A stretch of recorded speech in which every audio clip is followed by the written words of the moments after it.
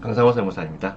저는 고등학교 때 상업부기라는 과목이 있었습니다. 보통 이제 공고나 상고에서는 상업부기를 배우고 인문계 고등학교에서는 이제 상업이라는 과목에서 이제 부기를 배우게 됩니다. 상업부기라는 단어는 예전에는 교과 과정에 있었습니다.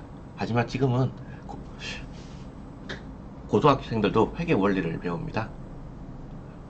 부기는 저급한 것, 회계는 고급스러운 것이라고 받아들이게 된 것 같습니다. 부기라는 단어가 없어진다라는 것에 대해서 좀 많이 아쉽다라는 생각은 듭니다. 이 명칭이 가지고 있는 힘이 어마어마한 것인데 상업부기 혹은 공업부기라는 단어가 사라지고 있는 것은 좀 안타깝다라고 할 수 있습니다. 일단 부기는 기술을 말합니다. 대차 평균의 원리에 따라서 기술적으로 장부를 작성하는 겁니다. 따라서 부기는 자전거를 탄다든가 혹은 이제 스케이트를 배우는 거하고 비슷합니다. 여러 번 해본 사람이 더 잘합니다. 기술이라는 거죠. 대차 평균의 원리는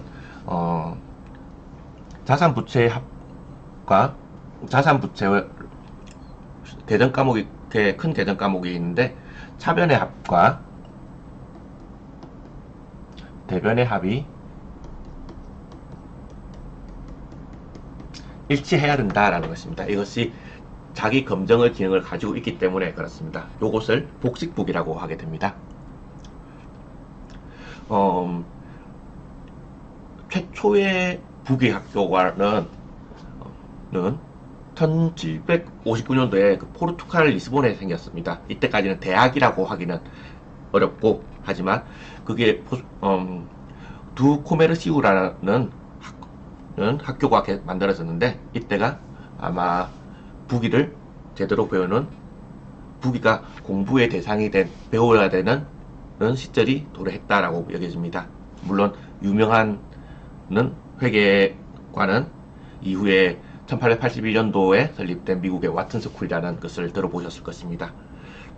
이때부터 부기라는 것이 중요하게 되는데 부기가 시작된 것은 대차 평균의 원리가 가장 큽니다. 즉 이것은 검증할 수 있고 잘못된 오류를 잡을 수 있다. 장부에 신뢰성을 줄 수 있다. 라는 의미가 들어갔기 때문입니다. 단식 부기 시대는 내가 얼마 벌었고 얼마 썼다 하면 그게 맞는지 틀린지에 대해서 다른 사람이 검증하기가 어려웠습니다.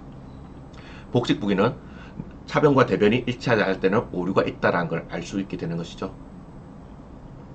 복식 부기에서의 발명이 맞겠죠. 복식 부기의 발명은 매우 위대한 역사적인 이벤트였다고 할 수 있습니다.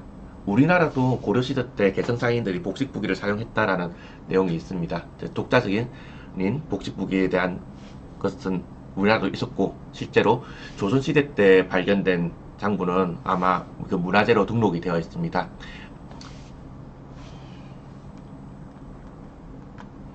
단적으로 말해서 부기는 작성자, 이때 작성자는 사업주를 말합니다.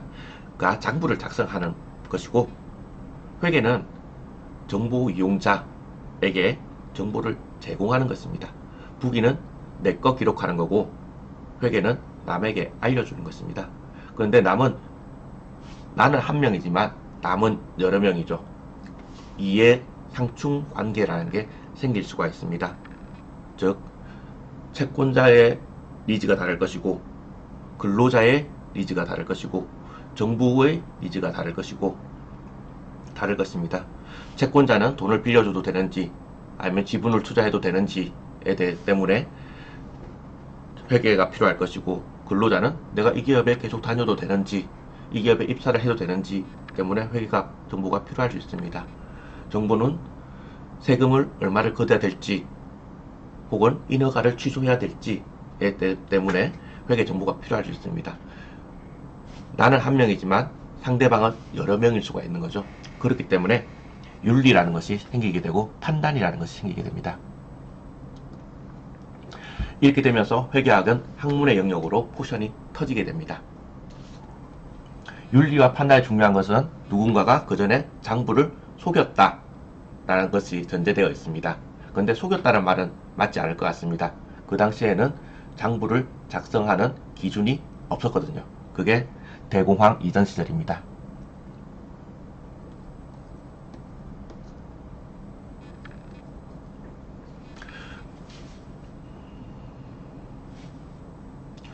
때문에 회계는 판단할 영역이 분명히 있습니다. 실제로는 답이 없는 경우도 있습니다. 자연과학은 답이 없으면 답이 없다가 정답일 수 있고 답이 여러 개다가 정답일 수 있습니다. 사회과학은 답이 없으면 누군가 한쪽이 피해를 봐야 됩니다. 답이 없다고 일을 안 할 수는 없기 때문에 그런 것 같습니다.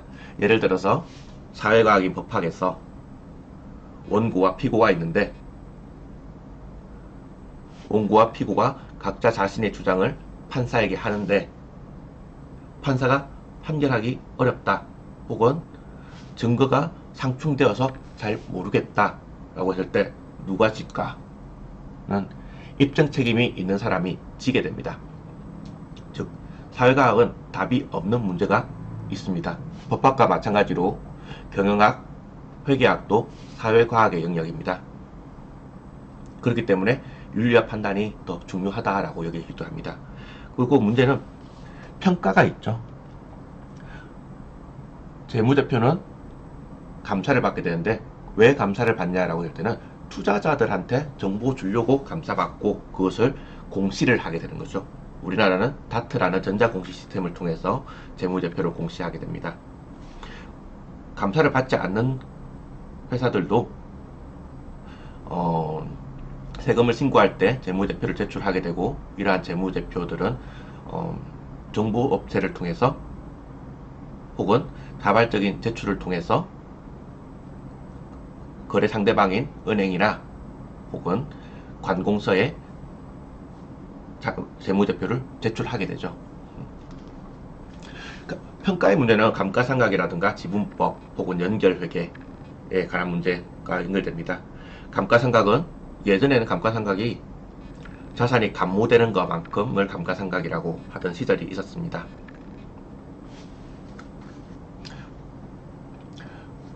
예를 들어서 1,000원짜리를 샀는데 시간이 지나서 1,000원짜리 물건이 좀 마모가 되고 부서졌다. 감가란 말은 가치가 줄어들었다 라는 뜻이고 상각이란 말은 덜어냈다, 뺐다 라는 뜻입니다. 그래서 얼마만큼 마모가 되는지를 측정해서 비용으로 잡던 시절이 있었습니다.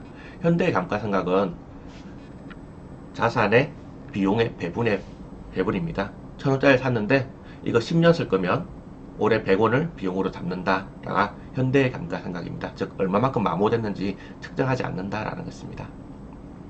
지분법은 내가 가지고 있는 자회사의 주식을 비변동된 것을 나의 장부에 반영하겠다가 지분법입니다.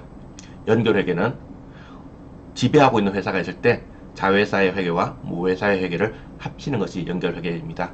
대부분의 회계 사고가 나거나 감사인들이 형사처벌을 받는 아주 위험한 판단의 영역이 들어오게 되는 것입니다. 그리고 감사인들이 충당금을 설정해라 라고 하는 경우가 있습니다. 즉 회사는 이 자산의 가치가 100원이라고 생각하고 100원을 주고 샀는데 감사인이 보기에 이 자산 지금 팔면 50원도 못 받아 가 되면 50원만큼 비용 잡아라 하는 뜻입니다. 회사를 위해서 비용 잡아라가 아니고 회사에 투자할 사람들을 위해서 정보를 제공하기 때문에 회사를 지나치게 건실하지 않게 보고하기 위해서 잡는 것입니다. 이것을 보수주의라고 하게 되는데 회사를 좋게 보지 말고 나쁘게 보고 평가한다라는 뜻을 담고 있습니다. 근로자가 아직 회사에 근무를 하고 있지만 근로자가 퇴사를 하면 퇴직금 줘야 될 거니까 이거 미리 비용으로 잡아놔 라고 하는 게 퇴직급여 충당금입니다.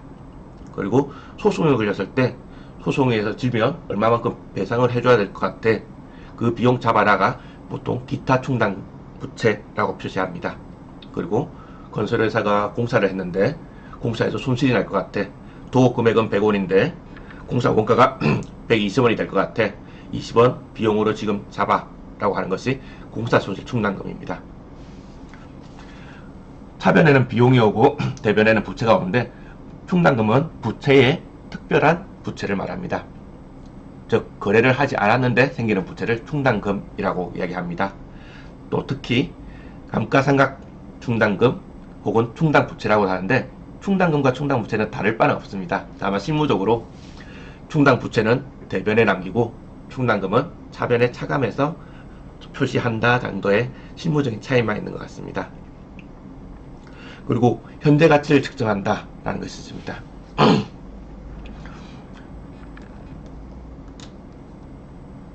현재 가치는